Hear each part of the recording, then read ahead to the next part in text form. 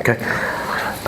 ನಮಸ್ತೆ ಪ್ರಿಯ ವೀಕ್ಷಕರೇ, ನಮ್ಮ ಪರಿಚಯ ವ್ಲಾಗಿಗೆ ವಿಶೇಷವಾದಂಥ ಅತಿಥಿಯನ್ನು ಪರಿಚಯ ಮಾಡಿಸ್ತೀನಿ ಅಂತ ಹೇಳ್ಬೋದು. ಆಲ್ರೆಡಿ ಪರಿಚಯ ಇರೋರು, ಥಿಯೇಟ್ರಲ್ಲಿ ಸಾಕಷ್ಟು ದೊಡ್ಡ ಹೆಸರನ್ನು ಮಾಡಿದವರು. ಮೊದಲಿಗೆ ಒಂದು ರಂಗಗೀತೆಯಿಂದ ಶುರು ಮಾಡೋಣ. ಆಯಿತು ಸರ್, ಮಾಡೋಣ. ಚಂದ್ರಶೇಖರ್ ಕಂಬಾರ್ ಅವರ ಭಾಳ ಪ್ರಸಿದ್ಧ ನಾಟಕದ ಒಂದು ಗೀತೆ, ಭಾಳ ಫೇಮಸ್ ಇರ್ತಕ್ಕಂಥ ಹಾಡೋದು.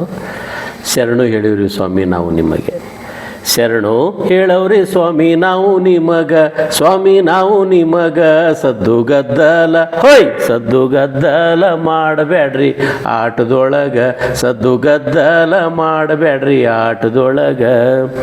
ಸಣ್ಣ ಹುಡುಗರು ನಾವು ಬಣ್ಣಕ ಹೆದರರು, ಸಣ್ಣ ಹುಡುಗರು ನಾವು ಬಣ್ಣಕ ಹೆದರರು, ಚೆನ್ನಾಗಿ ನೋಡಿರಿ ನಮ್ಮ ನಾಟಕನ, ಚೆನ್ನಾಗಿ ನೋಡಿರಿ ನಮ್ಮ ನಾಟಕನ.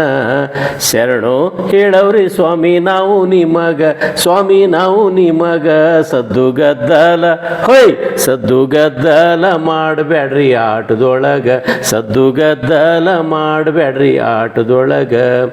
ಬೂಸ್ನೂರು ಮಠದಯ್ಯ ಸಾವಡ್ಗಿ ಶಿವಲಿಂಗ, ಬೂಸ್ನೂರು ಮಠದಯ್ಯ ಸಾವಡ್ಗಿ ಶಿವಲಿಂಗ, ಇರಲಪ್ಪ ನಿಮ್ಮ ಪ್ರೀತಿ ನಮ್ಮ ಮ್ಯಾಲ, ಇರಲಪ್ಪ ನಿಮ್ಮ ಪ್ರೀತಿ ನಮ್ಮ ಮ್ಯಾಲ. ಶರಣು ಹೇಳವ್ರಿ ಸ್ವಾಮಿ ನಾವು ನಿಮಗ, ಸ್ವಾಮಿ ನಾವು ನಿಮಗ, ಸದ್ದು ಗದ್ದಲ ಹೊಯ್ ಸದ್ದು ಗದ್ದಲ ಮಾಡಬೇಡ್ರಿ ಆಟದೊಳಗ, ಸದ್ದು ಗದ್ದಲ ಮಾಡಬೇಡ್ರಿ ಆಟದೊಳಗ. ಹೀಗೆ ಭಾಳ ಪ್ರಸಿದ್ಧವಾದಂಥ ಹಾಡೋದು. ಎಲ್ಲ ಹವ್ಯಾಸಿ ರಂಗತಂಡಗಳು ಈ ಹಾಡನ್ನು ಹಾಡ್ತಾರೆ. ಮಾಲ್ತೇಶ್ ಬಡಗೇರ್ ಅಂತ ಥಿಯೇಟ್ರಲ್ಲಿ ಸಾಕಷ್ಟು ದೊಡ್ಡ ಹೆಸರನ್ನು ಮಾಡಿದವರು.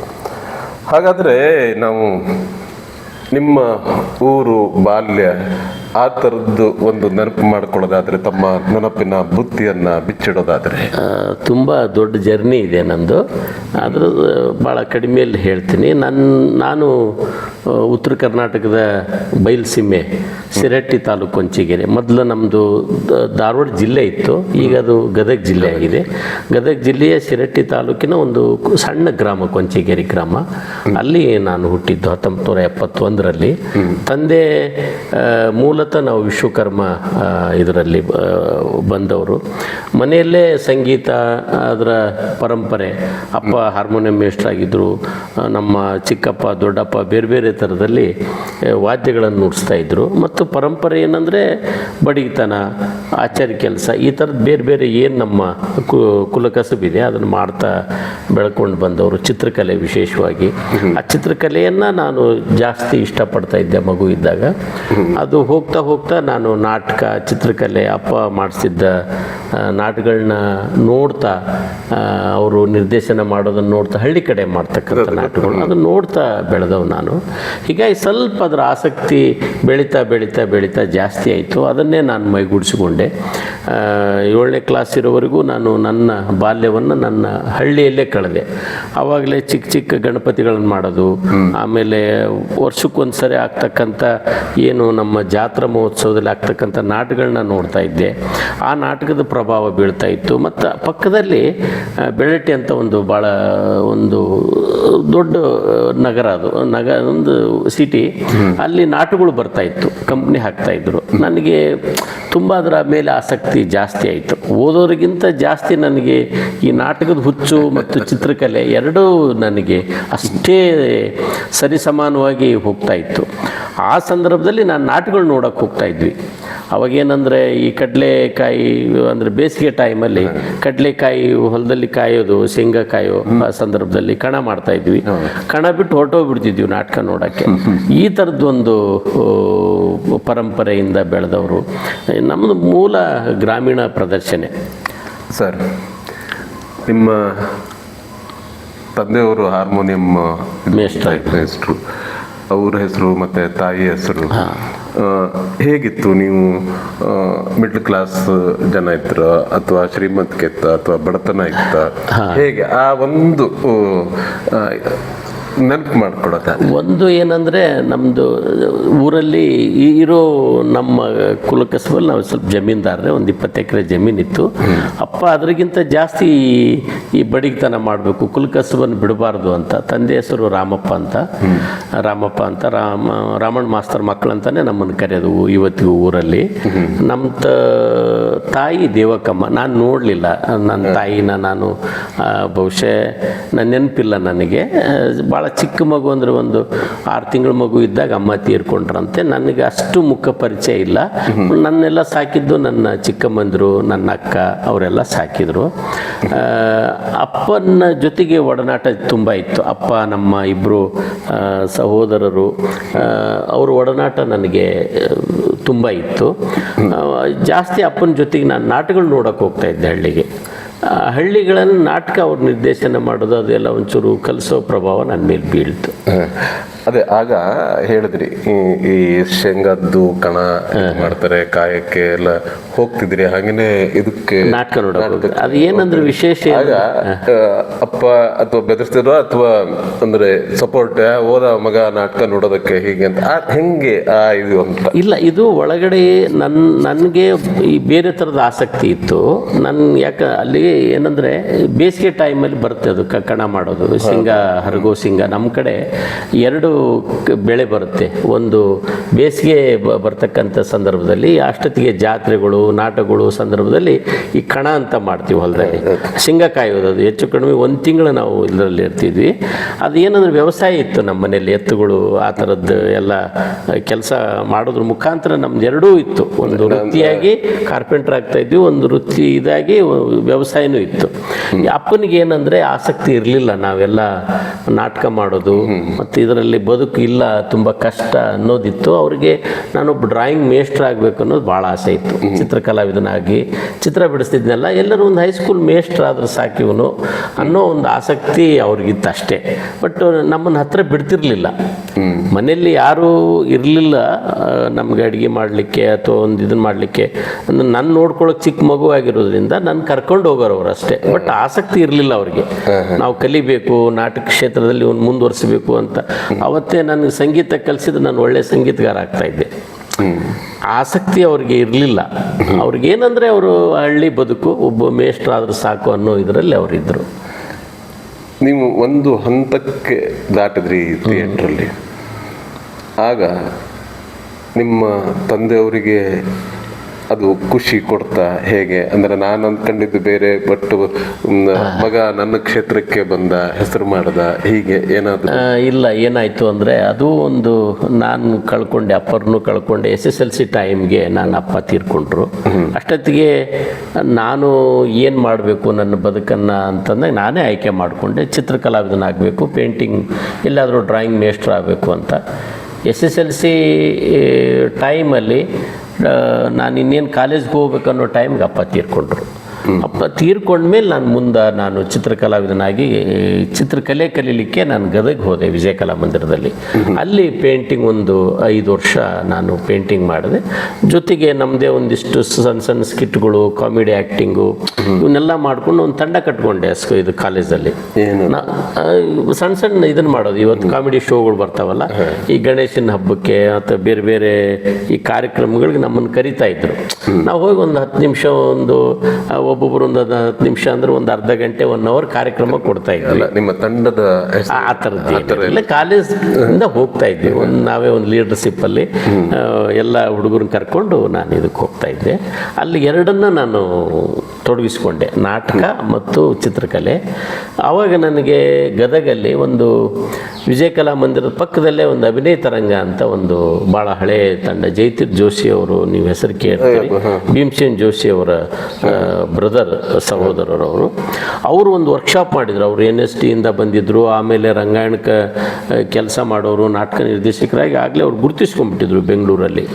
ಅವರು ಗದಗಿಗೆ ಬಂದು ಒಂದು ವರ್ಕ್ಶಾಪ್ ಮಾಡಿದರು ಕೋನೇರಿ ಹೊಂಡದಲ್ಲಿ. ಕೋನೇರಿ ಹೊಂಡ ಅಂದರೆ ಮಾಮೂಲಿ 14ನೇ 12ನೇ ಶತಮಾನದ ಒಂದು ಹೊಂಡದಲ್ಲಿ ಒಂದು ನಾಟಕ, ಯಾವುದು ಗಿರೀಶ್ ಕಾರ್ನಾಡ್ರು ತಲೆದಂಡ ನಾಟಕ. ಅದು 1 ತಿಂಗಳದ ರಂಗ ತರಬೇತಿ ಶಿಬಿರ. ಆ ಶಿಬಿರದಲ್ಲಿ ನಾವು ಸಣ್ಣ ಸಣ್ಣ ವಿದ್ಯಾರ್ಥಿಯಾಗಿ ಸೇರಿಕೊಂಡ್ವಿ. ಅಲ್ಲಿ ಸಣ್ಣ ಪಾತ್ರ ನಮಗೆ ಒಂದು ಸಣ್ಣ ತಲೆದಂಡದಲ್ಲಿ ಗುಂಪಲ್ಲಿ ಒಂದು ಪಾತ್ರ, ಆಸಕ್ತಿ ಬೇರೆ ಇತ್ತಲ್ಲ. ಮತ್ತು ನನಗೆ ಈ ಹೊಸ ರೀತಿಯ ಹೊಸ ಅನುಭವ ಕೊಟ್ಟಂಥ ಒಂದು ರಂಗ ತರಬೇತಿ ಶಿಬಿರ ಅದು. ನಾವೆಲ್ಲ ಯಾವುದೇ ಪೂರ್ವಭಾವಿ ತಯಾರಿಲ್ಲದೆ ನಾವು ಪಾತ್ರಗಳನ್ನು ಮಾಡ್ತಾ ಇದ್ವಿ, ಇದನ್ನು ಮಾಡ್ತೀವಿ. ಬಟ್ ಇಲ್ಲಿ ಒಂದು ಚೌಕಟ್ಟಿತ್ತು, ಒಂದು ಅಭ್ಯಾಸ ಇತ್ತು. ಆ ಅಭ್ಯಾಸದಲ್ಲಿ ನಾವು ಹೇಗೆ ಅಭಿನಯ ಕಲಿಬೇಕು, ಹೇಗೆ ನಮ್ಮ ಧ್ವನಿಯನ್ನು ನಾವು ತಯಾರು ಮಾಡ್ಕೋಬೇಕು, ನಟ ಹೇಗೆ ತಯಾರಾಗಬೇಕು, ಅದರ ಬೇರೆ ಥರದೇ ಒಂದೊಂದು ಕ್ಲಾಸ್ಗಳು ಅಲ್ಲಿ ನನಗೆ ಹೊಸ ಅನುಭವ ಕೊಡ್ತು ರಂಗ ತರಬೇತಿ ಶಿಬಿರ. ಹಾಗೆ ನಾಟಕ ತೊಗೊಂಡಿದ್ರು ಕೋನೇರಿ ಹೊಂಡದಲ್ಲಿ. ಅದು ಭಾಳ ಯಶಸ್ವಿಯಾದಂಥ ಪ್ರಯೋಗ ಆಯಿತು. ಆ ಸಂದರ್ಭದಲ್ಲಿ ನೀನಾಸಂ ನಾಟಕಗಳು ಗದಗ ಬರೋದು, ಭಾಳ ಹೂ ಹುಡುಗಿ, ಈ ಥರದ ನಾಟಕಗಳು ಭಾಳ ಅದ್ಭುತವಾದಂಥ ಪ್ರಯೋಗ. ಮತ್ತು ಆ ಪ್ರಯೋಗಗಳು ನೋಡಿದಾಗ ನಮಗೊಂದು ಹೊಸ ಇದನ್ನೇ ಅಲೆನೇ ಶುರುವಾಯಿತು. ಏನು ಇದು ಆಧುನಿಕ ರಂಗಭೂಮಿ, ಇಷ್ಟು ಬೇರೆ ಥರ. ನಾನು ವೃತ್ತಿ ರಂಗಭೂಮಿ ನಾಟಕ ನೋಡ್ತಾ ಇದ್ದೆ, ಅಲ್ಲಿ ಭಾಳ ಜಗಮಗಿಸುವ ಲೈಟು, ಸೌಂಡು, ಇದರಲ್ಲಿ ನಾಟಕಗಳು ನೋಡಿದಂಥ ಒಂದು ಅನುಭವ. ಇನ್ನೊಂದು ಅದನ್ನು ಬಿಟ್ಟರೆ ನೆಕ್ಸ್ಟು ಇಡೀ ಬ್ಲಾಕ್ ಕರ್ಟನ್ನು, ಅಲ್ಲಿ ಬರೀ ನಟ ಎಲ್ಲಿ ನಿಲ್ತಾನೆ, ಎಷ್ಟು ಮಾತಾಡ್ತಾನೆ, ಎಷ್ಟು ಇದು ಒಂದು ಅನುಭವ. ಇವೆರಡೂ ನನಗೆ ಭಾಳ ಅದ್ಭುತ ಅನ್ನಿಸ್ತು. ಆವಾಗ ನಾನು ನೀನಾಸಂಗೆ ಯಾಕೆ ಹೋಗಬಾರ್ದು ಅಂತ ಒಂದು ಹೊಸ ಯೋಚನೆ ಬಂತು. ನೀನಾಸಂಗೆ ಹೋದೆ. ನೀನಾಸಮಲ್ಲೂ ಒಂದು ವರ್ಷ ನಾನು ಡಿಪ್ಲೊಮಾ ಮಾಡಿ ಆಮೇಲೆ ಒಂದು ವರ್ಷ ತಿರುಗಾಟ ಮಾಡಿದೆ. ಆವಾಗಲೇ ದರ್ಶನ್ ಅವರೆಲ್ಲ ವಿದ್ಯಾರ್ಥಿಯಾಗಿ ಬಂದಿದ್ದರು, ಪರಿಚಯ ಆದರು. ಅವರ ನಮ್ಮ ಒಡನಾಟ ಚೆನ್ನಾಗಿತ್ತು 3 ತಿಂಗಳ. ಆವಾಗ ಅವರು ವಿದ್ಯಾರ್ಥಿಯಾಗಿದ್ದರು, ನನ್ನ ಜೊತೆಗೆ ತುಂಬ ಸಂಪರ್ಕದಲ್ಲಿದ್ದರು. ನಾನು ಇದನ್ನೆಲ್ಲ ಪೇಂಟಿಂಗು, ಈ ಆರ್ಟ್ ವರ್ಕ್ ಎಲ್ಲ ಮಾಡ್ತಾ ಇದ್ನೆಲ್ಲ, ಆಸಕ್ತಿಯಿಂದ ಬಂದು ನೋಡಿ ಮಾತಾಡ್ಸೋರು, ಪರಿಚಯ ಆಗ್ತಾಯಿದ್ರು. ಈ ಥರದ್ದು ಒಂದು ಹೊಸ ಇದು ಶುರುವಾಯ್ತಲ್ಲಿ. ಇದರ ಮಧ್ಯದಲ್ಲಿ ಜಯತೀರ್ಥ ಜೋಶಿ ಅವರು ಇದು ಅಂತಂದ್ರಲ್ಲ, ಆ ಸಮಯದಲ್ಲಿ ಎಲ್ಲಾದರೂ ಭೀಮಸೇನ ಜೋಶಿ ಅವರನ್ನ ಕಾಣುವಂಥದ್ದು ಅದೊಂದು ದೊಡ್ಡ ಅನುಭವ ಸರ್. ಅದು ಏನಂದರೆ ಅವಾಗ ಅಭಿನಯ ತರಂಗದವರು ಅಭಿನಯ ರಂಗ ಅಂತ ತಂಡ ಅದು ಗದಗಲ್ಲಿ. ಅಭಿನಯ ತರಂಗ ಅಲ್ಲ, ಅಭಿನಯ ತರಂಗ ಬೆಂಗಳೂರಲ್ಲಿ. ಅಭಿನಯ ರಂಗ ಅದು ಭಾಳ ಪ್ರಸಿದ್ಧಿಯನ್ನು ಪಡೆದಂಥ ತಂಡ ಗದಗಲ್ಲಿ. ಅದರಲ್ಲಿ ಸುಶೀಲೇಂದ್ರ ಜೋಶಿ ಅವರು ಒಂದಾನೊಂದು ಕಾಲದಲ್ಲಿ ಶಂಕರ್ನಾಗ್ ಜೊತೆಗೆ ಸೆಕೆಂಡ್ ಹೀರೋ ಆಗಿ ಕೆಲಸ ಮಾಡಿದ್ದಾರೆ. ಅವರು ಭಾಳ ಒಳ್ಳೆಯ ನಟರು. ಆ ಸಂದರ್ಭದಲ್ಲಿ ಅವ್ರು ಪ್ರತಿ ವರ್ಷ ಒಂದು ಕಾರ್ಯಕ್ರಮ ಮಾಡೋರು. ಅವಾಗ ನಾವು ಭಾಳ ಸಣ್ಣ ಫಸ್ಟ್ ಇಯರ್ DMC ವಿದ್ಯಾರ್ಥಿ, ನನ್ನ ಚಿತ್ರಕಲಾ ವಿದ್ಯಾರ್ಥಿ. ಈ ತಂಡ ಪರಿಚಯ ಆಗಿತ್ತು. ಅದಾದಮೇಲೆ ಪ್ರತಿ ವರ್ಷ 3 ಕಾರ್ಯಕ್ರಮ ಮಾಡೋರು. ಒಂದು ಸಂಗೀತ, ಒಂದು ನಾಟಕ, ಒಂದು ನಾಟಕೋತ್ಸವ ಅಂತ ಒಂದು 3 ಕಾರ್ಯಾಗಾರ ಮಾಡೋರು. ಆ ಕಾರ್ಯಕ್ರಮದಲ್ಲಿ ಜೋಶಿ ಅವ್ರದ್ದು ಒಂದು ಕಾರ್ಯಕ್ರಮ ಇಟ್ಕೊಂಡಿದ್ರು. ಅದು ತೋಂಟದಾರ್ಯ ಮಠ ಗದಗಿನಲ್ಲಿ. ಜೋಶಿ ಅವ್ರನ್ನ ಭಾಳ ಹತ್ತಿರದಿಂದ ಇಡೀ, ಅಂದರೆ ಅಷ್ಟು ಅವ್ರನ್ನ ಸಂಗೀತ ಅನುಭವಿಸೋ ಶಕ್ತಿ ನಮಗಿರಲಿಲ್ಲ. ಬಟ್ ಅವ್ರು ನೋಡೋಕ್ಕೂ ಭಾಗ್ಯ ಇತ್ತಲ್ಲ ಹತ್ತಿರದಿಂದ. ಅಂದರೆ ನಾನು ಅವ್ರಿಗೆ ಕಾಫಿ ಕೊಡ್ತಿದ್ವಿ, ಗ್ರೀನ್ ರೂಮ್ಗೆ ಹೋಗಿ ಅವ್ರ ಎಲ್ಲ ಏನೇನು ಬೇರೆ ಅವ್ರಿಗೆ ಸಲಕರಣೆಗಳು ಕೊಡೋದು, ಅಲ್ಲಿ ಅವ್ರ ವ್ಯವಸ್ಥೆ ಮಾಡೋದು, ಅದನ್ನೆಲ್ಲ ನಮಗೆ ವಹಿಸ್ಕೊಟ್ಟಿದ್ರು. ಹೀಗಾಗಿ ಪೂರ್ತಿ ಇಡೀ ದಿನ ಅವ್ರ ಜೊತೆಗಿರುವಂಥ ಒಂದು ಅನುಭವ ಹತ್ತಿರದಿಂದ ನೋಡ್ತಾ ಇದ್ವಿ. ಹಿಂಗೆ ಕೈ ಮುಗಿದು ನಮಸ್ಕಾರ ಮಾಡ್ತಾ ಇದ್ವಿ. ಅವರು ನಮ್ಮ ನೋಡಿ ಹಿಂಗೆ ನಗೋರು. ಫೋಟೋನು ಇದೆ ಅವ್ರ ಜೊತೆಗೆ ತೆಗೆಸ್ಕೊಂಡಿರೋದು. ಬಟ್ ಭಾಳ ಒಂಥರ ವಿಭಿನ್ನವಾದಂಥ ಅನುಭವ ಅವ್ರನ್ನ ನೋಡಿದ್ದು. ಓಕೆ ಸರ್, ಈ ಗದಗು ಮತ್ತೆ ಇದಾಯಿತು, ನನ್ನ ಹಳ್ಳಿ ಚಿತ್ರಕಲಾ ಪರಿಷತ್ತಿಂದ ಆಯಿತು, ಈಗ ಈ ನೀನಾಸಂ ಆಯಿತು. ಅದರ ನಂತರ ಹೇಗೆ ತಾವು ತಮ್ಮ ಇದನ್ನ ಈ ಕಲೆಯನ್ನು ವೃತ್ತಿಯಾಗಿ ಇದು ಮಾಡಿಕೊಂಡಾಗ ಕಷ್ಟಗಳನ್ನು ಎದುರಿಸಲೇಬೇಕಾಗುತ್ತೆ. ಹೌದೌದು, ತುಂಬ ಕಷ್ಟಗಳಿರುತ್ತೆ. ಆ ಸಂದರ್ಭದಲ್ಲಿ ತಮಗೆ ಸಪೋರ್ಟಿಗೆ ನಿಂತವರು ಆ ಒಂದು ಜೀವನನ ನೀವು ಹೇಳೋದಾದರೆ ಸರ್, ಏನಾಯಿತು ಅಂದರೆ ನೀನಾಸಂ ಒಂದು ನಾಟಕ ತರಬೇತಿ ಮತ್ತು ಅದರ ಅನುಭವ ಮತ್ತು ಆ ಇಡೀ ಇದನ್ನು ಒಂದು ಕಡೆ ಆಯಿತು. ಚಿತ್ರಕಲೆ, ಸಂಗೀತವನ್ನು ಕಲಿತು, ಚಿತ್ರಕಲೆ ಪೇಂಟಿಂಗ್ ಎಲ್ಲ ಕಲಿತು. ಮತ್ತು ಅಲ್ಲೂ ಸಂಗೀತ ಕ್ಲಾಸು ಆಗ್ತಾಯಿತ್ತು. ಬಟ್ ಸಂಗೀತ ಕ್ಲಾಸ್ಗೆ ಹೋಗೋಕ್ಕಾಗಲಿಲ್ಲ. ಚಿತ್ರಕಲೆ ಮತ್ತು ನಾಟಕ ಇವೆರಡೂ ನನ್ನ ಕೈಯಲ್ಲಿತ್ತು. ನೀನಾಸಂ ತಿರುಗಾಟ ಮುಗಿದ ಮೇಲೆ ಮತ್ತೆ ನಾನು 1 ವರ್ಷ 2 ವರ್ಷ ನಾನು ಅಲ್ಲಿ ಕಲಾ ನಿರ್ದೇಶಕನಾಗಿ ಕೆಲಸ ಮಾಡಿದೆ. ಆವಾಗ ನನಗೊಂದಿಷ್ಟು ಅಲ್ಲಿ ಬೇರೆ ಬೇರೆ ಥರದ ಅನುಭವ ಭಾಳ ಚೆನ್ನಾಗಾಯಿತು. ನೀನಾಸಂ ನಿಜವಾಗ್ಲೂ ನಮಗೊಂದು ಒಳ್ಳೆ ಅನುಭವವನ್ನು ಕೊಡ್ತು. ಅದಾದ ನಂತರ ಅಲ್ಲಿ ಏನಾಯಿತು, ಆರ್ ನಾಗೇಶ್ ಅಂತ ಒಬ್ಬರು ಭಾಳ ದೊಡ್ಡ ನಿರ್ದೇಶಕರು, ರಂಗವಿಹಂಗಮ ಅಂತ ಒಂದು ಕಾರ್ಯಕ್ರಮ ಮಾಡೋರು ಬೆಂಗಳೂರಲ್ಲಿ ಇದ್ರಲ್ಲ. ಆರ್ ನಾಗೇಶ್ ಅವ್ರು ನಿಮಗೂ ಭಾಳ ಹೆಸರು ಮಾಡಿದಂಥ ನಿರ್ದೇಶಕರು. ಅವ್ರ ಹೆಸರು ಕೇಳಿದ್ವಿ ನಾವು. ನಮಗೆ ಪಾಠ ಮಾಡುವಾಗ ಕೆಲವು ನಿರ್ದೇಶಕರು CGK ಅವರು, ಆರ್ ನಾಗೇಶ್ ಅಂತ ಅವ್ರದ್ದು ಬೇರೆ ಬೇರೆ ಹೆಸರನ್ನು ನಮ್ಗೆ ಪಾಠ ಮಾಡುವಾಗ ಹೇಳೋರು. ಆರ್ ನಾಗೇಶ್ ಅವರು ರಂಗವಿಹಂಗಮ ಅಂತ ದೂರದರ್ಶನಕ್ಕೆ ಒಂದು ಭಾಳ ದೊಡ್ಡ ಪ್ರಾಜೆಕ್ಟ್ ಆವತ್ತಿನ ಕಾಲಕ್ಕೆ. ಅದು ಅಂದರೆ ಕರ್ನಾಟಕದ ಪ್ರಸಿದ್ಧ ತಂಡಗಳು ಎಲ್ಲೆಲ್ಲಿ ಅವರವರ ಕಾರ್ಯಗಳು ಹೇಗೆ ನಡೆಯುತ್ತೆ, ಹೇಗೆ ರಿಹರ್ಸಲ್ ಮಾಡ್ತಾರೆ, ತಂಡದ ಪ್ರಮುಖ ನಟರು ಯಾರು, ಇದನ್ನು ಒಂದು ಅವರು ಸಾಕ್ಷಿ ಚಿತ್ರ ಮಾಡ್ತಾ ಇದ್ರು. ಅವಾಗ ನಾನು ಅವ್ರಿಗೆ ಆ ಸಂದರ್ಭದಲ್ಲಿ ಸಿಕ್ಕೆ, ಇದರಲ್ಲಿ ಎಲ್ಲಿ ನೀನಾಸಮ್ಮಲ್ಲಿ ಪರಿಚಯ ಆಯಿತು. ಪರಿಚಯ ಆಗಿ ಅದು ಎಷ್ಟು ಅವರ ನಮ್ಮ ಒಡನಾಟ ಬೆಳೀತು ಅಂದರೆ, ತುಂಬ ನನ್ನನ್ನು ಭಾಳ ಇಷ್ಟಪಟ್ಬಿಟ್ರು ಅವರು. ನೀನು ಏನೋ ಇದೆ ಕಣೋ, ನೀನು ಬೆಂಗಳೂರಿಗೆ ಬಂದುಬಿಡು, ನೀನು ಸುಮ್ಮನೆ ಊರಿಗೆ ಹೋಗಬೇಡ, ವಾಪಸ್ಸು ಹಳ್ಳಿಗೆ ಹೋಗಬೇಡ, ನಿನ್ನ ಕೆಲಸ ಅಲ್ಲಿ ಬೇಕಾಗಿದೆ ಅಂತಂದರು. ಆಯಿತು ಸರ್, ನಾನು ಬರ್ತೀನಿ, ಬಟ್ ಇರಬೇಕೆಲ್ಲ ವ್ಯವಸ್ಥೆ ಬೇಕಲ್ಲ ಅಂತ ಎಲ್ಲ ಹೇಳಿದೆ. ಇಲ್ಲ ನೀನು ಬಾ, ಬೆಂಗಳೂರಿಗೆ ಬಂದುಬಿಡು. ಅದೊಂದು ವಾರ ನನ್ನ ಜೊತೆಗಿದ್ರಲ್ಲ, ಒಂದು ರೀತಿ ನಮ್ಮ ಗುರು ಶಿಷ್ಯ ಸಂಬಂಧ ಭಾಳ ಚೆನ್ನಾಗಿ ಬೆಳೀತು. ಆಯಿತು ಸರ್ ಬರ್ತೀನಿ ಅಂತಂದು ಹೇಳಿದೆ ಅಷ್ಟೇ. ಅವರು ಇದು ಆವಾಗ ಬಹುಶಃ ಇವಾಗ ನಂಗೆ ಮೊಬೈಲ್ ಆಗಲಿ ಬೇರೆ ನಮ್ಗೆ ಯಾವ ಥರದ ಇದು ಇರಲಿಲ್ಲ. ಭಾಳ ಕಷ್ಟ ಇತ್ತು ಅವಾಗ. ಒಬ್ಬರನ್ನ ಕಾಂಟ್ಯಾಕ್ಟ್, ಬೆಂಗಳೂರು ಬಂದು ಒಬ್ಬರನ್ನ ನಾನು ಸಂಪರ್ಕ ಮಾಡ್ತೀನಿ ಅಂದರೆ ಅದು ಒಂದು ದೊಡ್ಡ ಹರಸಾಹಸ, ಸಿಗೋದೇ ಕಷ್ಟ ಅವತ್ತಿನ ಕಾಲದಕ್ಕೆ. ಇವ್ರು ಏನಪ್ಪ, ಇವರು ಬೆಂಗಳೂರು ಕರೆದಿದ್ದಾರೆ, ಹೋಗಲೇಬೇಕು ಅನ್ನೋದು ಒಂದಿದು. ಇದ್ರ ಮಧ್ಯೆ ನಾನು ನನ್ನ ಸಮಯ ಸಿಕ್ಕಾಗೆಲ್ಲ ನಾನು ಬೇರೆ ಬೇರೆ ಕಡೆ ಒಂದು ಸ್ವಲ್ಪ ವರ್ಕ್ ಮಾಡಿದೆ. ಕರ್ನಾಟಕದ ಬೇರೆ ಬೇರೆ ತಂಡಗಳಿಗೆ ಹೋಗಿ ಅವ್ರು ಕೊಟ್ಟಂಥ ಸಂಭಾವನೆ ಪಡ್ಕೊಂಡು ಒಂದಿಷ್ಟು ವರ್ಕ್ ಮಾಡಿದೆ. ವರ್ಕ್ ಮಾಡಿಕೊಂಡು ನಾನು 1 ವರ್ಷ ಹಂಗೂ ಹಿಂಗೂ ಟೈಮ್ ಪಾಸ್ ಮಾಡಿಕೊಂಡು ತುಮಕೂರಿಗೆ ಬಂದೆ. ಸಮ್ಮುಖ ಅಂತ ಪರಿಚಯ ಆಯಿತು. ಆ ತಂಡದ ಜೊತೆಗೂ ಕೆಲಸ ಮಾಡಿದೆ. ಅದಾದಮೇಲೆ ನಾನು ಬೆಂಗಳೂರಿಗೆ ಬಂದೆ. ಅಲ್ಲಿಗೆ ಹೆಚ್ಚು ಕಡಿಮೆ 1-1.5 ವರ್ಷ ಗ್ಯಾಪ್ ಆಗಿತ್ತು. ನಾನು ಬಂದಾಗಲೇ ನಾಗೇಶ್ ಅವ್ರಿಗೆ ವರ್ಗಾಗಿ ಅವರು ಡೆಲ್ಲಿಗೆ ಹೊರಟೋಗ್ಬಿಟ್ಟಿದ್ರು. ಅವ್ರನ್ನ ಸಿಗೋದೇ ಭಾಳ ಕಷ್ಟ ಆಯಿತು.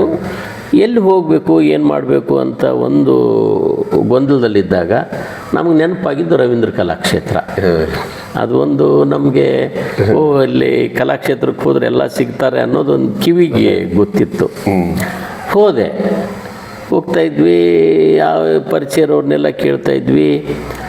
ನಾಗೇಶ್ ಅವರು ಈಗಿಲ್ಲ ರೀ, ಅವರು ಡೆಲ್ಲಿಯಲ್ಲಿದ್ದಾರೆ ಅಂತ ಸ್ವಲ್ಪ ಪಾಪ ಗೊತ್ತಿರೋರೆಲ್ಲ ಹೇಳೋರು. ಅವ್ರನ್ನ ಆದರೂ ನೋಡಲೇಬೇಕು, ಅವ್ರು ನನ್ನ ಭಾಳ ಪ್ರೀತಿಯಿಂದ ಕರೆದಿದ್ದಾರೆ, ಏನೋ ಅವರಿಂದ ನನಗೆ ಹೆಲ್ಪ್ ಆಗುತ್ತೆ ಅಂತ ತುಂಬ ದಾರಿ ಕಾದೆ. ಪಾಪ ಅವರು ಅಲ್ಲಿ ವರ್ಗಾಗಿ ಹೋಗಿರೋದು, ಇಲ್ಲಿ ಹೆಂಗೆ ಬರ್ತಾರೆ, ಇಲ್ಲಿ ಚಟುವಟಿಕೆ ನಿಂತಿತ್ತು ಅವ್ರದ್ದು. ಅದಾದಮೇಲೆ ನನ್ನ ಕೆಲಸ ಹೇಗೆ ಪ್ರಾರಂಭ ಆಯಿತು ಅಂದರೆ, ಕಲಾಕ್ಷೇತ್ರದಲ್ಲಿ ಪೋಸ್ಟ್ರು ಬರೆಯೋದ್ರ ಮುಖಾಂತರ ಈ ನಾಟಕಗಳಿಗೆ ಪೋಸ್ಟ್ರು ಬರೆಯೋದು ಅವಾಗ ಅದೇ ದೊಡ್ಡದು. ಈಗೆಲ್ಲ ನಿಮಗೆ 10 ನಿಮಿಷದಲ್ಲಿ 1 ಅವರಲ್ಲಿ ನಿಮಗೆ ಫ್ಲೆಕ್ಸ್ ಬರುತ್ತೆ, ಡಿಸೈನ್ ಬರುತ್ತೆ, ನಿಮ್ಗೆ 20 ಅಡಿ ಒಂದು ಬ್ಯಾನರ್ ಬಂದುಬಿಡುತ್ತೆ. ಅವಾಗೆಲ್ಲ ಹಾಗಲ್ಲ, ನಾವೇ ಬ್ಯಾನರ್ ಬರಿಬೇಕು, ನಾಟಕದ ಪ್ರಚಾರಕ್ಕೆ ಪೋಸ್ಟರ್ ಬರಿಬೇಕು. ಈ ಥರದ ಒಂದು ಚಟುವಟಿಕೆ ಇದೆಯಲ್ಲ, ಅದನ್ನು ನಾನು ಸಣ್ಣದಾಗಿ ಪ್ರಾರಂಭ ಮಾಡಿದೆ. ಇದೇನೋ ಡಿಫ್ರೆಂಟ್ ಆಗಿದೆ ಪೋಸ್ಟ್ರು ಅಂತಂದು ಯಾರೋ ಬ್ಯಾನರ್ ಕೊಡೋಕ್ಕೆ ಶುರು ಮಾಡಿದರು. ಅವಾಗ ಇನ್ನೊಬ್ಬ ಕೃಷ್ಣ ರಾಯಚೂರು ಅಂತ ಬಂದರು, ಅವರು ನಾವು ಒಟ್ಟಿಗೆ ಆ ಕೆಲಸ ಶುರು ಮಾಡಿದ್ವಿ.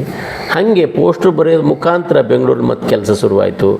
ನಾಗೇಶ್ ಸರ್ ಬಂದರು, ಸಿಕ್ಕರು ಕಲಾಕ್ಷೇತ್ರದಲ್ಲಿ, ಭಾಳ ಖುಷಿಪಟ್ಟರು, ಆನಂದಪಟ್ಟರು. ಬಟ್ ನಮ್ಮನ್ನು ಕರ್ಕೊಂಡೋಗಿ ಎಲ್ ಕೃಷ್ಣಪ್ಪ ಸರ್ ಜೊತೆಗೆ ಪರಿಚಯ ಮಾಡಿದರು.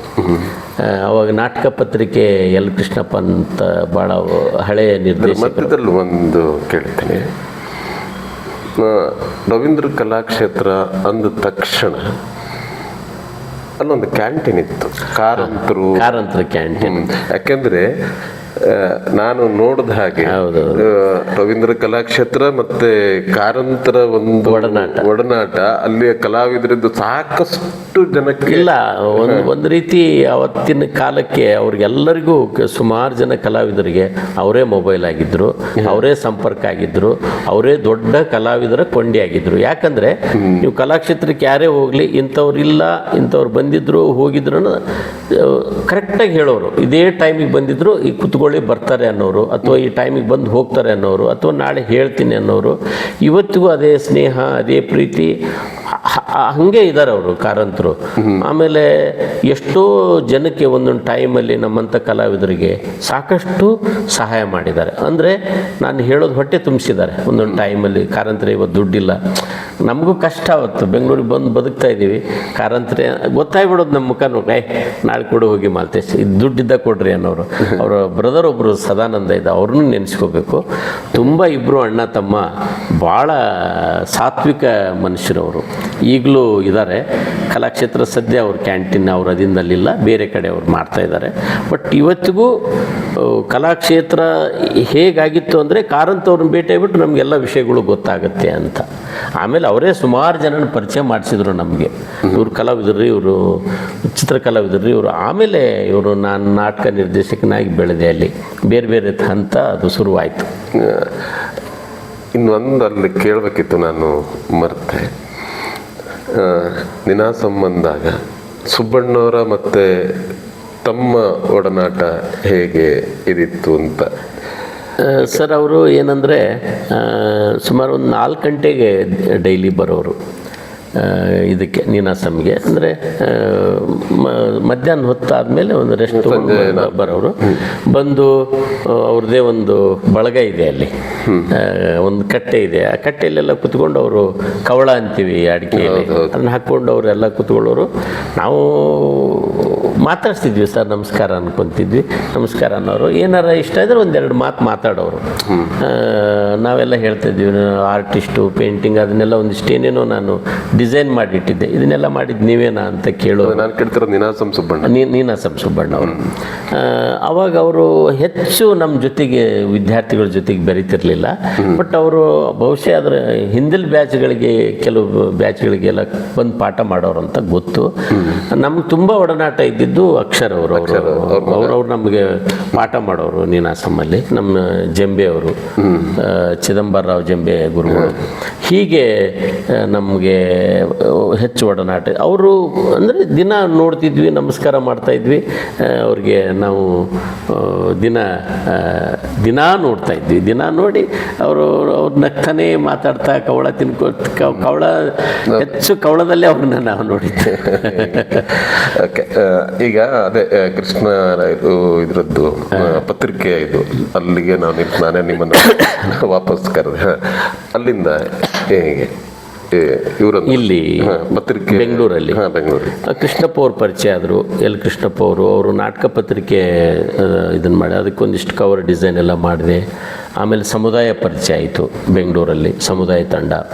ಆಮೇಲೆ ಮೈಕೋ ಲಲಿತ ಕಲಾ ಸಂಘದವ್ರ ಪರಿಚಯ ಆದರು. ಅವರು ಒಂದಿಷ್ಟು ವರ್ಕ್ ಕೊಡೋಕ್ಕೆ ಶುರು ಮಾಡಿದರು. ಆಮೇಲೆ ನ್ಯಾಷನಲ್ ಕಾಲೇಜ್ ಜಯನಗರ ಕಾಲೇಜ್ ರಂಗಭೂಮಿಗೆ ಫಸ್ಟ್ ನಾನು ನಾಟಕ ಮಾಡಿದ್ದು. ಅದರಿಗಿಂತ ಮೊದಲು ಸಮುದಾಯಕ್ಕೆ ಒಂದು ವರ್ಕ್ಶಾಪ್ ಮಾಡಿ ಮೋಡಣ್ಣನ ತಮ್ಮ ಅಂತ ಒಂದು ನಾಟಕಕ್ಕೆ ನಾನು ಒಂದಿಷ್ಟು ವರ್ಕ್ ಮಾಡಿದೆ. ಒಂದು ಕ್ಯಾಂಪ್ ಮಾಡಿ, ಮಕ್ಕಳಿಗೆ ಸಮ್ಮರ್ ಕ್ಯಾಂಪ್ ಮಾಡಿ, ಅಲ್ಲಿಂದ ನನ್ನ ಜರ್ನಿ ಶುರುವಾಯಿತು. ರಂಗಭೂಮಿ ಜರ್ನಿ ಸಮುದಾಯದಿಂದ ಶುರುವಾಯಿತು. ಹಾಗೆ ಬೇರೆ ಬೇರೆ ಕರ್ನಾಟಕ ಸಚಿವಾಲಯ ಕ್ಲಬ್, ಕರ್ನಾಟಕ ಸರ್ಕಾರಿ ಸಚಿವಾಲಯ ಕ್ಲಬ್, ಅಲ್ಲಿ ನಾಟಕ ಮಾಡೋಕ್ಕೆ ಶುರು ಮಾಡಿದೆ. ಕನ್ನಡ ಬಳಗ, ಮೈಸೂರು ಬ್ಯಾಂಕ್ ಇತ್ತು, ಮೈಸೂರು ಬ್ಯಾಂಕ್ ಕನ್ನಡ ಬಳಗ ಇತ್ತು. ಅಲ್ಲಿಗೆ ನಮ್ಮ ಗುರುಮೂರ್ತಿ ಅವರಿದ್ದರು. ಗುರುಮೂರ್ತಿ ಅವರು ಭಾಳ ಎಲ್ಲರಿಗೂ ಸಂಪರ್ಕ. ಅವ್ರದ್ದು ಒಂದು ವಿಷಯ ಜೊತೆ ನಾನು ಆ್ಯಕ್ಟ್ ಮಾಡಿದ್ದೀನಿ. ಅವಾಗ ಅಸಿಸ್ಟೆಂಟ್ ಡೈರೆಕ್ಟರ್ ಆಗಿ ಕೆಲಸ ಮಾಡಿದ್ದೀನಿ. ನಾವು ಒಂದು ಸುಳ್ಳು ಸಂಸಾರಕ್ಕೆ ಮುಳ್ಳು ಅಂತೇಳಿ ಅವಾಗ ಡಿ ಇದರಲ್ಲಿ ತುಂಬ ಅದ್ಭುತವಾದಂಥ ನಟರು. ಹೌದೌದು, ಅವ್ರ ಜೊತೆ ನಟರು, ಸಂಘಟಕರು, ಹೋರಾಟಗಾರರು ಭಾಳ ಪ್ರಮುಖವಾಗಿ ಭಾಳ ಕನ್ನಡ ಬಳಗದಲ್ಲಿ ದೊಡ್ಡ ಕೆಲಸ ಮಾಡಿದಂಥವ್ರು ನಮ್ಮ ಗುರುಮೂರ್ತಿಯವರು. ನಾವೇನು ಮಾಡ್ತೇವೆ, ಸಮ್ಮರ್ ಬಂತು ಅಂದರೆ ಈ ರೀತಿ ನನ್ನ ಕೆಲಸ ಬಿಡುವಂತೆ ಶುರುವಾಯಿತು. ಕಪ್ಪಣ್ಣವರು ಕಪ್ಪಣ್ಣವರು ಬ್ಯಾಕ್ ಸ್ಟೇಜ್ ಎಲ್ಲಾದರೂ ಏನಾರು ಸ್ಟೇಜ್ ಇತ್ತು ಅಂದರೆ CGK ಅವರು ಈ ಥರದ್ದು ನಾನು ಏನು ಮಾಡ್ತಾ ಆಲ್ರೌಂಡರ್ ಆಗಕ್ಕೆ ಶುರುವಾಗ್ಬಿಟ್ಟಿದ್ದೆ ಅಷ್ಟೊತ್ತಿಗೆ. ಕನ್ನಡ ಥಿಯೇಟ್ರಲ್ಲಿ ಥರ್ಮೋಕೋಲ್ ಕಟ್ಟಿಂಗ್ ಮಾಡ್ತಾ ಇದ್ದೆ. ನಾಟಕ ಫೇಮಸ್ ಆಯಿತು ನಂದು, ಮಾಧವಿ ನಾಟಕ ನ್ಯಾಷನಲ್ ಕಾಲೇಜ್ ಫಸ್ಟ್ ಪ್ರೈಸ್ ಬಂತು.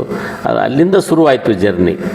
ಹಾಗೆ ಮಕ್ಕಳು ವರ್ಕ್ಶಾಪ್ಗಳು, ರಂಗ ತರಬೇತಿ ಶಿಬಿರ ಒಂದೊಂದು ಶುರುವಾಯಿತು. ಮೈಸೂರು ನಮ್ಮ ಬಳಗ ಇದೆ, ಕನ್ನಡ ಬಳಗ, ಅವರು ವರ್ಕ್ಶಾಪ್ ಮಾಡೋರು ಗುರುಮೂರ್ತಿ ಅವರು ಸನ್ ವ್ಯಾಲಿ ಕ್ಲಬ್ಬಲ್ಲಿ. ಸುಮಾರು 150 ಮಕ್ಕಳು ಕರ್ಕೊಂಡೋಗಿ ಅಲ್ಲಿ ವರ್ಕ್ ಮಾಡಿದ್ವಿ. ಈ ಥರ ಜರ್ನಿ ಶುರುವಾಯಿತು. ಸರ್, ತಾವು ಅಂದರೆ ಸಂಪೂರ್ಣವಾಗಿ ಮೊದಲ ನಿರ್ದೇಶನದ ನಾಟಕ ಯಾವುದು, ಅದ್ರ ಬಗ್ಗೆ ಒಂದೆರಡು ಮಾತಾಡೋದಾದರೆ?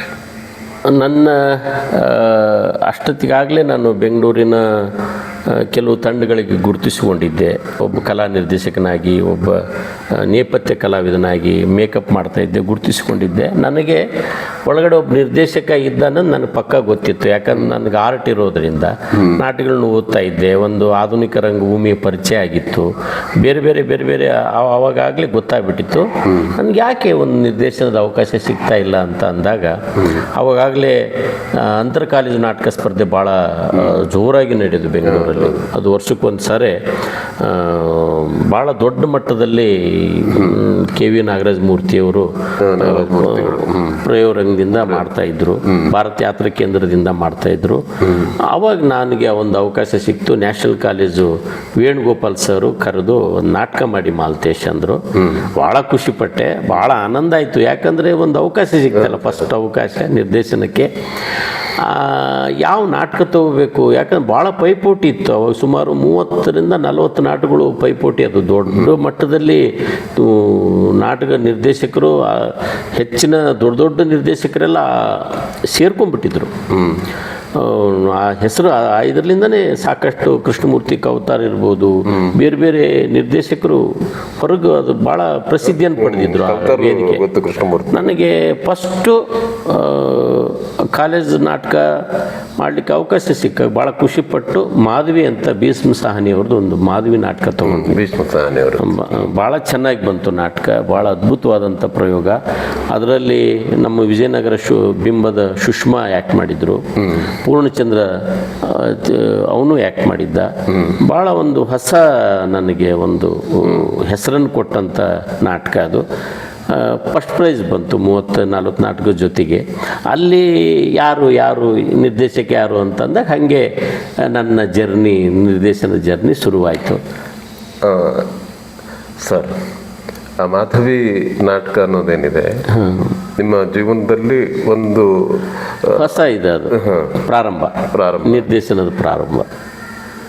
ಆ ನಾಟಕದ ಯಾವುದಾದ್ರೂ ಒಂದು ಇಲ್ಲ ಸರ್, ಭಾಳ ವರ್ಷಗಳಾಯಿತು, ಅದರ ಇದು ನೆನಪಿಲ್ಲ.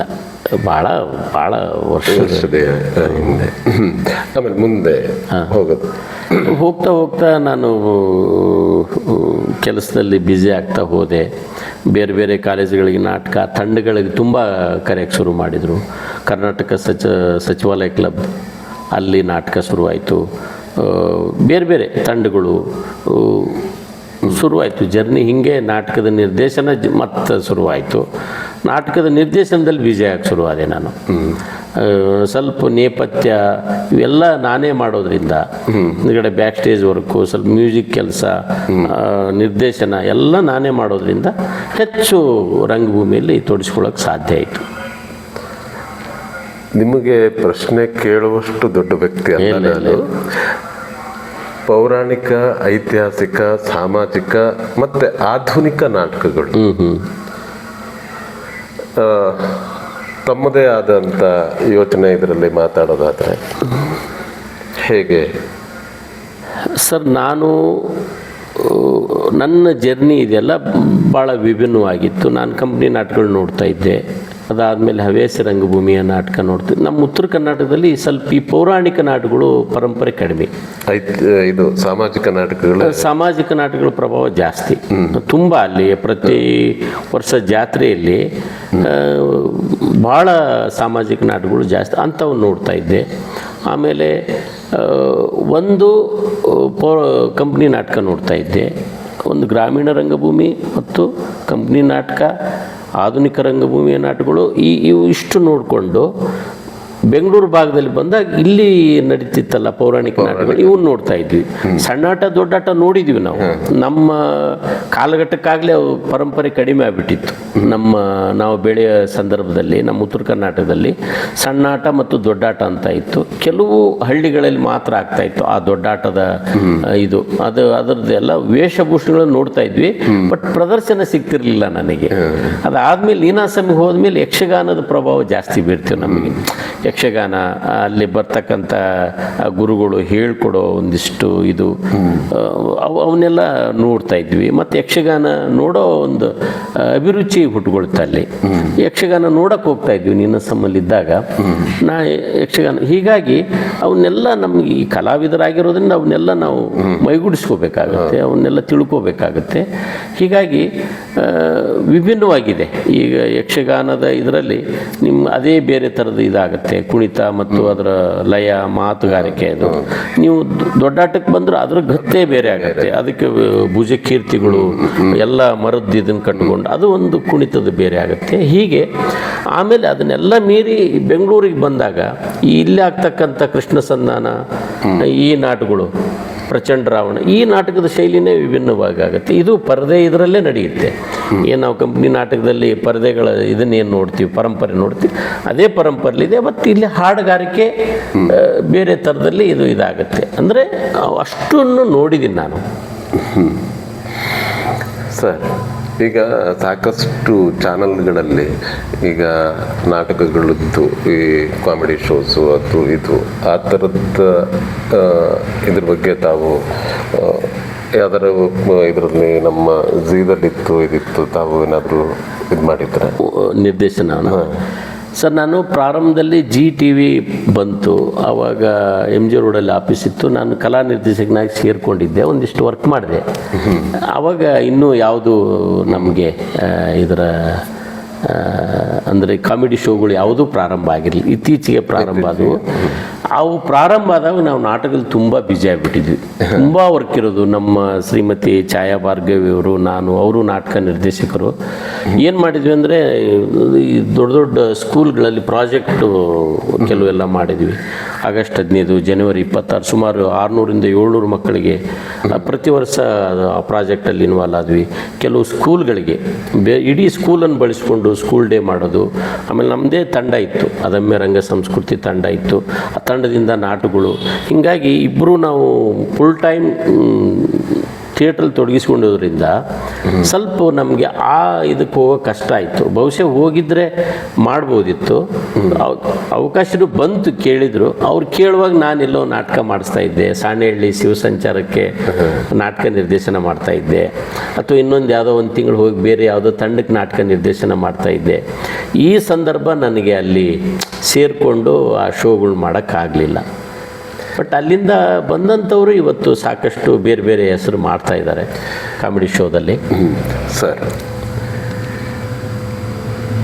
ಇಷ್ಟು ಒಂದು ಸಾಮಾನ್ಯ ಒಂದು 30 ವರ್ಷದ ಮೇಲೆ ಜರ್ನಿ, 30 ವರ್ಷ ಜರ್ನಿ ಸರ್. ನಿಮ್ಮ ಇಷ್ಟದ ನಿರ್ದೇಶಕ ಯಾರು, ಇಷ್ಟದ ನಟ ಯಾರು? ಸಿನಿಮಾ ಇರ್ಬೋದು ಅಥವಾ ಥಿಯೇಟ್ರ್, ಈ ಇದರಲ್ಲಿ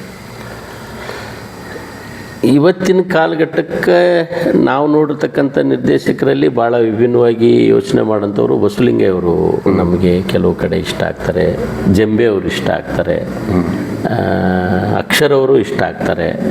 ಅಂದರೆ ವಿಭಿನ್ನವಾಗಿ ಯೋಚನೆ ಮಾಡ್ತಾರೆ ಕೆಲವು ನಿರ್ದೇಶಕರು. ಕೆಲವು ಇದರಲ್ಲಿ ಭಾಳ ಬೇರೆ ಥರದಲ್ಲಿ ಅವರು ನಾಟಕ ಕಟ್ಟುವಿಕೆ ಇದೆಯಲ್ಲ, ಬೇರೆ ಥರದಲ್ಲಿ ಯೋಚನೆಗಳಿರುತ್ತೆ. ಒಂದು ನಟ ಪರಂಪರೆ ನಮ್ಮ ಕನ್ನಡದಲ್ಲಿ ಭಾಳ ಕಡಿಮೆ ಆಗಿದೆ. ಅಂದರೆ ತುಂಬ ಶಾಲೆಗಳಿದೆ, ರಂಗಶಾಲೆಗಳು ಇವತ್ತು ತುಂಬ ಇದೆ. ನಾವು ಏನು ಮಾಡ್ತಾ ಇದ್ದೀವಿ ಅಂದರೆ ನಟರನ್ನ ಪೂರ್ಣವಾಗಿ ಬೆಳೆಸ್ತಾ ಇಲ್ಲ. ಅವನೊಬ್ಬ ನಟ ಆಗಿ ಬೆಳೆವರೆಗೂ ನಾವು ಬಿಡ್ತಾ ಇಲ್ಲ. ಒಂದು ವರ್ಷಕ್ಕೆ ಏನು ಸಾಲದು ನಿಮ್ಗೆ ರಂಗ ತರಬೇತಿ. ಅದಕ್ಕೆ ಸಾಕಷ್ಟು ಅನುಭವ ಬೇಕಾಗುತ್ತೆ. ಮತ್ತು ಅದರದ್ದೇ ಆದಂಥ ಹಿನ್ನೆಲೆ ಅವನು ಅಭ್ಯಾಸ ಮಾಡಬೇಕಾಗತ್ತೆ. ಇವನ್ನೆಲ್ಲ ಮಾಡಿದಾಗ ಒಬ್ಬ ಪರಿಪೂರ್ಣ ನಟನಾಗಿ ಹೊರಗಡೆ ಬರಬೇಕಾದ್ರೆ ಕನಿಷ್ಠ ಅಂದರೂ ಒಂದು 6ರಿಂದ 8 ವರ್ಷ ಅವನು ಸತತ ಅಭ್ಯಾಸ ಮಾಡಬೇಕಾಗತ್ತೆ ರಂಗಭೂಮಿಯಲ್ಲಿ ನಟನಾಗಿ. ಆ ಪರಂಪರೆ ನಮ್ಮಲ್ಲಿ ತುಂಬ ಕಡಿಮೆ ಇದೆ. ನಿಮ್ಗೊಂದು ವರ್ಷ ರಂಗ ತರಬೇತಿ ಶಿಬಿರ, ನೆಕ್ಸ್ಟ್ ವರ್ಷ ಅವನು ಆಗಲೇ ಬರ್ತಾನೆ, ಅವನಿಗೆ ನಿರ್ದೇಶನದ ಹುಚ್ಚಿಡಿದು ಬಿಡುತ್ತೆ, ಅಥವಾ ಯಾವುದೋ ಸೀರಿಯಲ್ಲು ಹುಚ್ಚಿಡಿದು ಬಿಡುತ್ತೆ, ಸಿನಿಮಾ ಹುಚ್ಚು. ಅವನು ಪೂರ್ಣವಾಗಿ ನಿಮ್ಗೆ ನಿಲ್ತಾ ಇಲ್ಲ, ರಂಗಭೂಮಿಯಲ್ಲೂ ನಿಲ್ತಾ ಇಲ್ಲ, ಸಿನಿಮಾದಲ್ಲೂ ನಿಲ್ತಾ ಇಲ್ಲ, ಧಾರಾವಾಹಿಗಳಲ್ಲೂ ನಿಲ್ತಾ ಇಲ್ಲ. ಯಾಕೆ ನಿಲ್ತಾ ಇಲ್ಲ ಅಂದರೆ ಬೇಗ ಇದು ಆಗಿಬಿಡ್ಬೇಕು, ನಾವು ಬೇಗ ನಟರಾಗಿಬಿಡಬೇಕು, ಒಪ್ಪಿಸಿಬಿಡಬೇಕು ನಟನೆಯನ್ನು, ಆ ಮಟ್ಟದಲ್ಲಿದ್ದೀವಿ ಅಷ್ಟೇ. ಸತತವಾದಂಥ ಒಂದು ಅಭ್ಯಾಸ ಇದೆಯಲ್ಲ, ಅದು ಒಂದು ಅಭಿನಯ ಅನ್ನೋದು ಒಂದು ಧ್ಯಾನ, ಅದು ಸುಮ್ಮನೆ ಬರೋಂಥದ್ದಲ್ಲ. ಯಾರೋ ಅವನು ಆ್ಯಕ್ಟ್ ಮಾಡ್ತಾನೆ, ನಾನು ಆ್ಯಕ್ಟ್ ಮಾಡ್ತೀನಿ.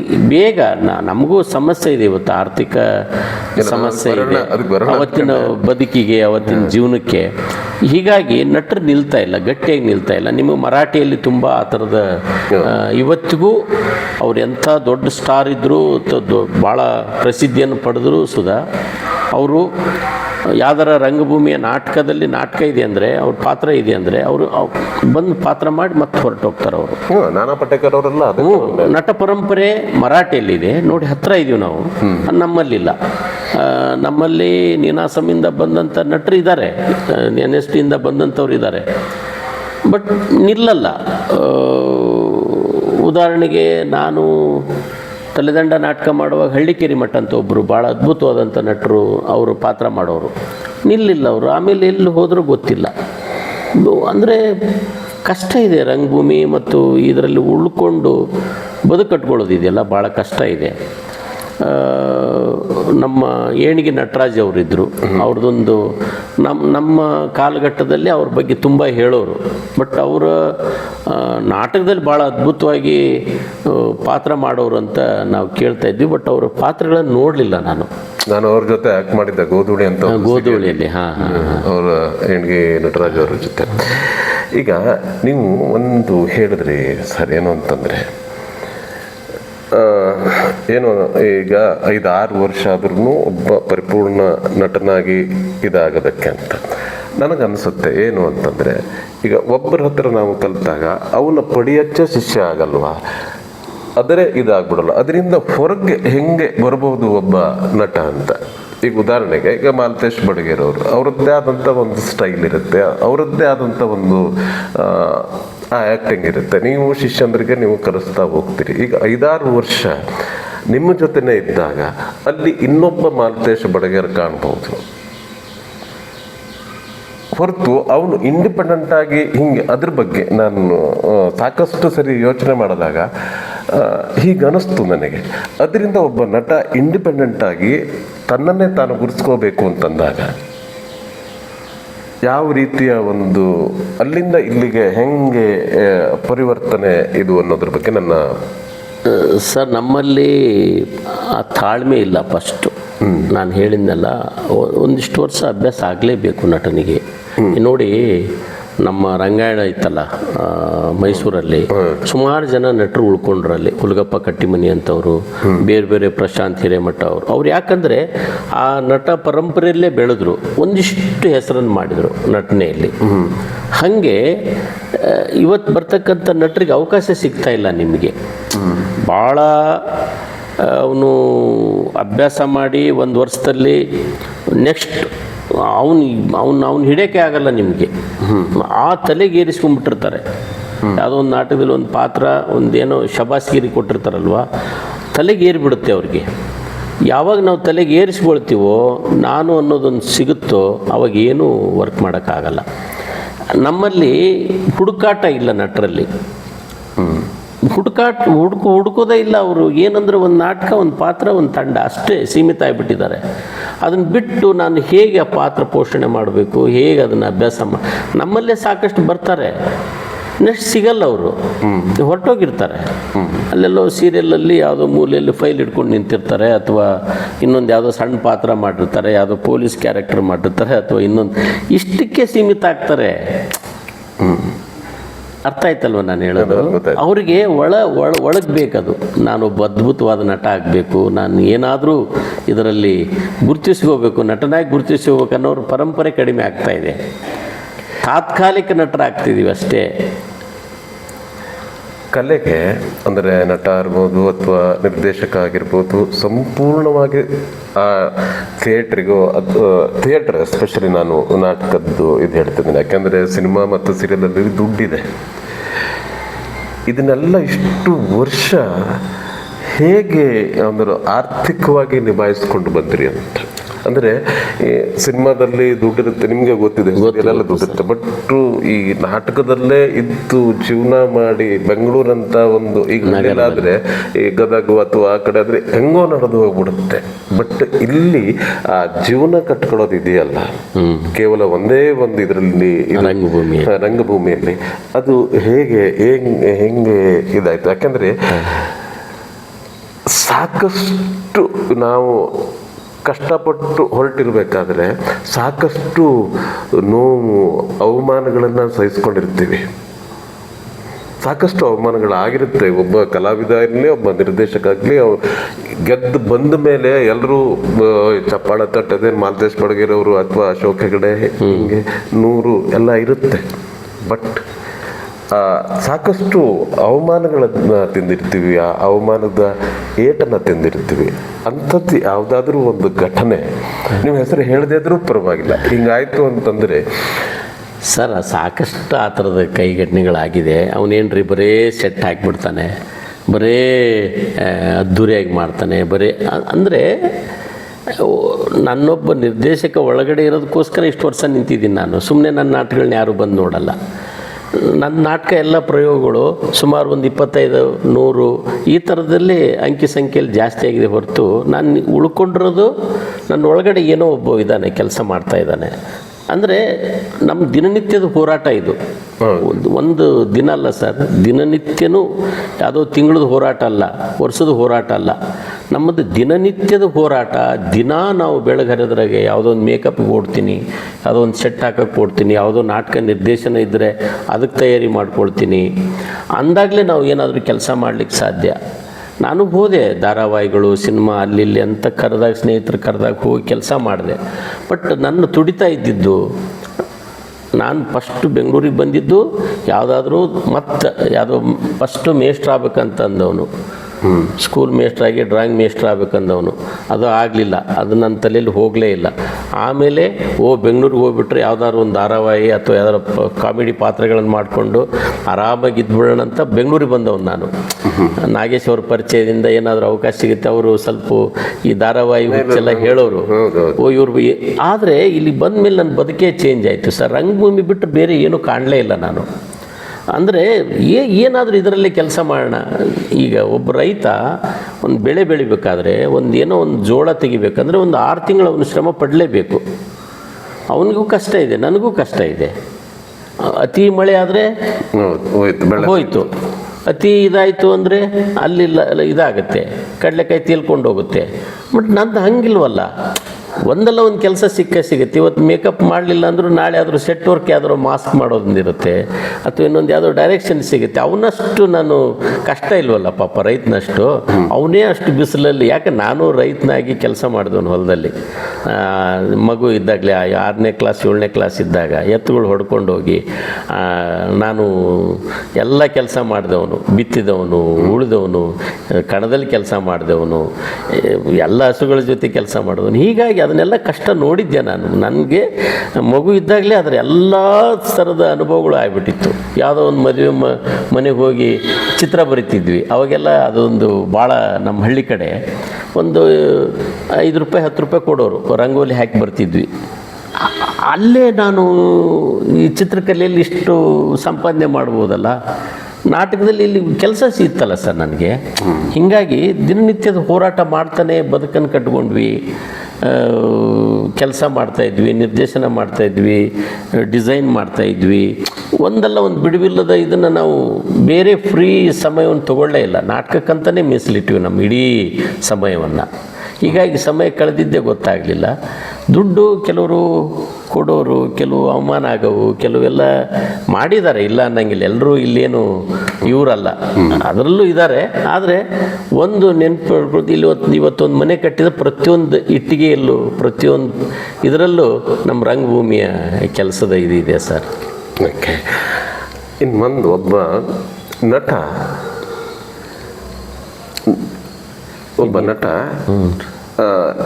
ನೂರಕ್ಕೆ 100 ಅದನ್ನು ಅಂದರೆ ಪರಕಾಯ ಪ್ರವೇಶ ಮಾಡಬೇಕಾ ಅಥವಾ 90%? ಅಂದರೆ ಈ ಪ್ರೆಸೆಂಟ್ ಇದು ಇರುತ್ತೆ, ಥಿಯೇಟ್ರಲ್ಲಿ ಇದಿರುತ್ತೆ, ಎದುರುಗಡೆ ಆರ್ಟಿಸ್ಟು ಅವನೇನು ತಗೋತಾನೆ, ಒಂದೊಂದ್ಸರಿ ಇದಾಗಿ ಹೋಗ್ಬಿಡುತ್ತೆ. ನಮ್ಮಲ್ಲಿ ಅದರ ರೀಟೇಕ್ಗಳಿರುತ್ತೆ. ಹೌದೌದು.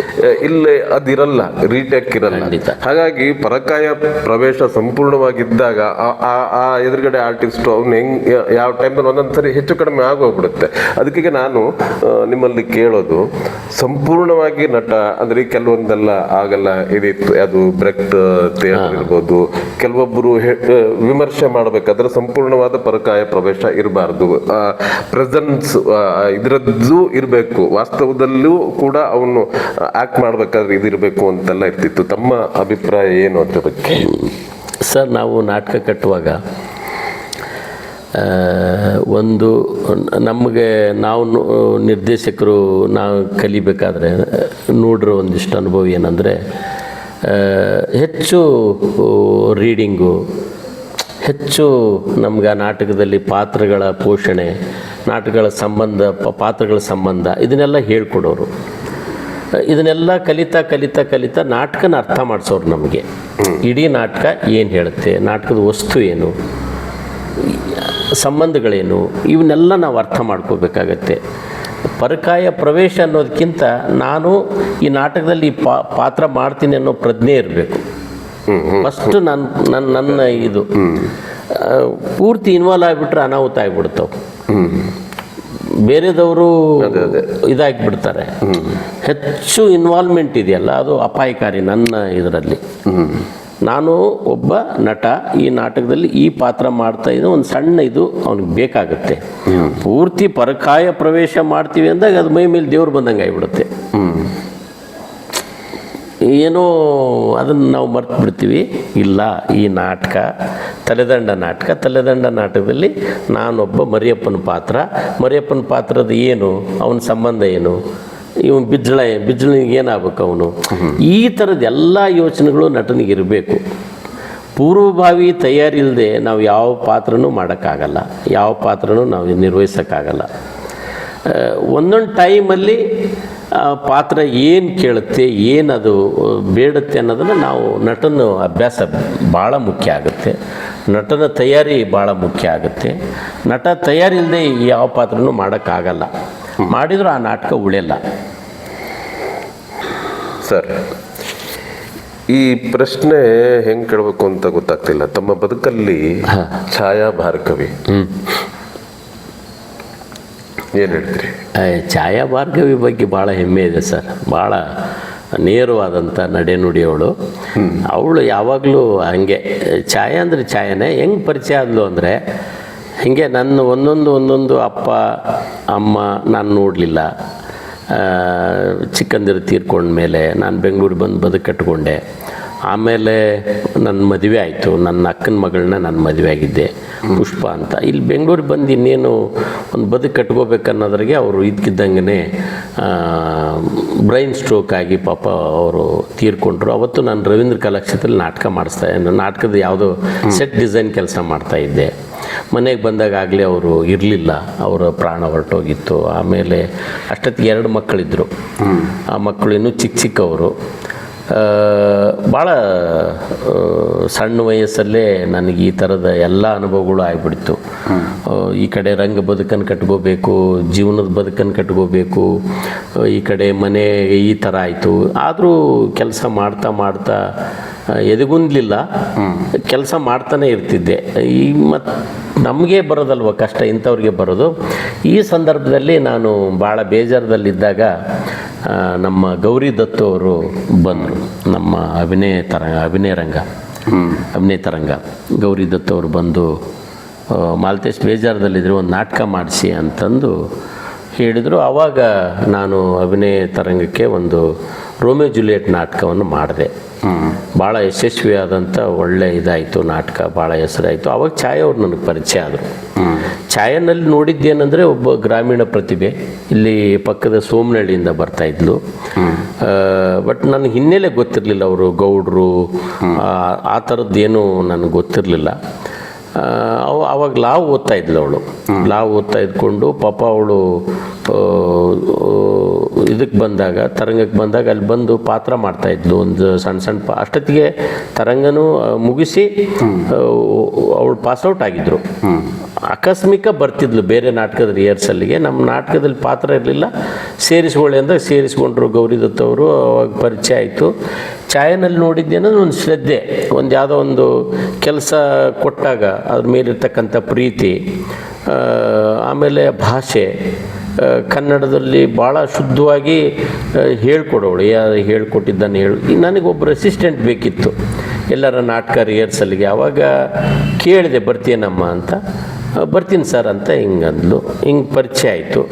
ಬಟ್ ಅವಳಲ್ಲಿ ಒಂದು ಶಿಸ್ತನ್ನು ನಾನು ಕಾಣ್ತಾ ಇದ್ದೆ. ಭಾಳ ನೇರ ನುಡಿ, ನೇರ ಅಂದ್ರೆ ನೇರ, ಮಾತಲ್ಲಂತೂ ಯಾವುದೇ ಇದಿಲ್ಲ, ಮುಲಾಜಿಲ್ಲ. ಅವ್ನಿಗೇನು ಹೇಳಬೇಕು, ಏನು ಮಾತಾಡಬೇಕು ಅಲ್ಲೇ ಮುಗಿಸಿ ಬರೋಂಥ ಒಬ್ಬ ಮಹಿಳೆ. ಒಳಗೊಂದು ಹೊರಗೊಂದು ಮೋಸ ಮಾಡೋದು ಅದು ಏನೂ ಗೊತ್ತಿರಲಿಲ್ಲ. ಭಾಳ ಪ್ರಾಮಾಣಿಕಳಿದ್ಲು, ನನ್ನ ಜೊತೆ ಕೆಲಸ ಮಾಡ್ತಾಯಿದ್ಲು. ಸ್ವಲ್ಪ ಮುಂಗೋಪಿ ಅಂದರೆ ತಕ್ಷಣ ಅದನ್ನು ಕೋಪ ಮಾಡ್ಕೊತಾಳೆ ತಕ್ಷಣ. ಆದರೆ ಎರಡೂ ನೋಡಬೇಕಲ್ಲ, ನಾವು ಅವಳು ಒಳಗಡೆ ಇರೋ ಗುಣನೂ ನೋಡಬೇಕಲ್ಲ. ನನಗೆ ತುಂಬ ಇಷ್ಟ ಆದ್ಲು ಛಾಯಾ. ನನ್ನ ಜೊತೆ ಸುಮಾರು ಪ್ರಾಜೆಕ್ಟಲ್ಲಿ ಕೆಲಸ ಮಾಡಿದ್ಲು. ಅವಳು ಒಂದು ಹೊಸ ಅನುಭವ ಪಟ್ಕೊಂಡ್ಳು, ಹೊಸ ಬದುಕನ್ನು ಕಟ್ಕೊಂಡ್ಳು. ಅವಳಿಗೂ ಒಂದು ಹೊಸ ಅನುಭವ ಆಯಿತು. ಅಷ್ಟೊತ್ತಿಗೆ ಕನ್ನಡ MA ಆಗಿತ್ತು ಅವಳದು. ಬೇರೆ ಬೇರೆ ಕಡೆ ಅವಳು ಇದನ್ನು ಮಾಡ್ತಾಯಿದ್ಲು. ನನ್ನ ಜೊತೆ ತುಂಬ ವರ್ಕ್ ಪ್ರಾಜೆಕ್ಟ್ ಮಾಡಿದ್ವಿ. ಅದಾಗಿ ನಾನು 5 ವರ್ಷಕ್ಕೆ ನಾನು ಅವಳನ್ನ ಕೇಳಿ ಮದುವೆ ಆಗಿದ್ದು. ಬಟ್ ಅವ್ರ ಮನೇಲಿ ಒಪ್ಪಿಗೆ ಇರಲಿಲ್ಲ. ಒಪ್ಪಿಗೆ ಆಯಿತು, ಒಪ್ಪಿಕೊಂಡ್ರು. ಮದುವೆ ಆಗಿಬಿಟ್ಟಿದ್ವಿ ನಾವು ಹೋಗಿ ಎಲ್ಲ ಒಂದು ಕಡೆ ದೇವಸ್ಥಾನದಲ್ಲಿ ಮದುವೆ ಆಗಿ. ಆಮೇಲೆ ಅದೊಂದು ಬೇರೆ ಬೇರೆ ಕಥೆಗಳಿದೆ, ಅದನ್ನೆಲ್ಲ ಹೇಳಿದ್ ಮತ್ತೆ ಅದೊಂದು 4 ದಿನದ ಎಪಿಸೋಡ್ ಆಗುತ್ತೆ. ನನ್ನ ಮದುವೆ ಆಗಿ ಆಮೇಲೆ ತೇಜೋರಾಮ್ ಅಂತ ಮಗ ಹುಟ್ಟಿದ. ಅವನು ಅವರೇ ಸಾಕಿದ್ರು ಅವ್ರ ತಂದೆ ತಾಯಿ. ಯಾಕಂದ್ರೆ ನಾವು ಇಲ್ಲಿ ಥಿಯೇಟ್ರಲ್ಲಿ ಫುಲ್ ಟೈಮ್ ಕೆಲಸ ಮಾಡ್ತಾ ಇರೋದ್ರಿಂದ. ಹೀಗಾಗಿ ಛಾಯಾ ನನ್ನ ಜೊತೆ ತುಂಬ ಕೆಲಸ ಮಾಡಿದ್ದಾಳೆ. ಆಮೇಲೆ ವಿಚಾರವಂತೆ, ಭಾಳ ಬೇಗ ಒಂದು ಕೆಲಸವನ್ನು ಹಿಡ್ಕೊಂಡು ಅದು ಮುಗಿಯೋವರೆಗೂ ಬಿಡಲ್ಲ. ಕೆಲಸಗಾರ್ತಿ ರಂಗಭೂಮಿಯಲ್ಲಿ. ಅವಳಿಗೇನು ಇಷ್ಟ ಇತ್ತು, ಅವಳಿಗೆ ಬೇರೆ ಯಾವ ಥರದ ಆಸೆ ಆಕಾಂಕ್ಷೆ, ನಾನು ಆಫೀಸರ್ ಆಗಬೇಕು, ನಾನು ದೊಡ್ಡ ಇದಾಗಬೇಕಿಲ್ಲ.